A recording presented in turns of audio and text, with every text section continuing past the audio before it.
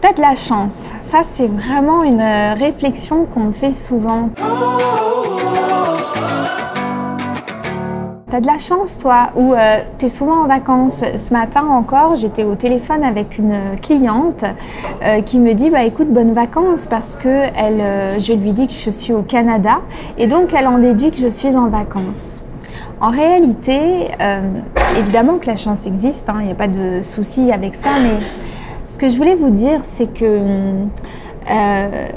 les gens ont du mal à imaginer que parfois on puisse prendre des décisions différentes, sortir un petit peu des sentiers battus et construire une vie différente finalement de la majorité des gens.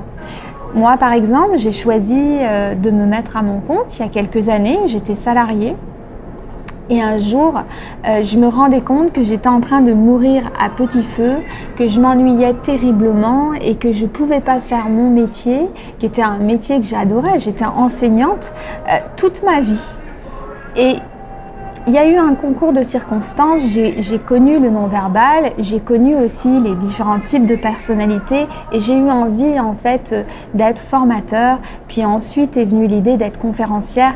En tout cas, je me suis lancée, j'ai décidé de faire autre chose de ma vie.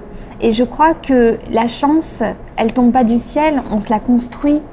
Si je vous fais cette vidéo, c'est pour inspirer ceux qui ont besoin de ce petit coup de pouce et de se dire c'est dur, oui c'est dur.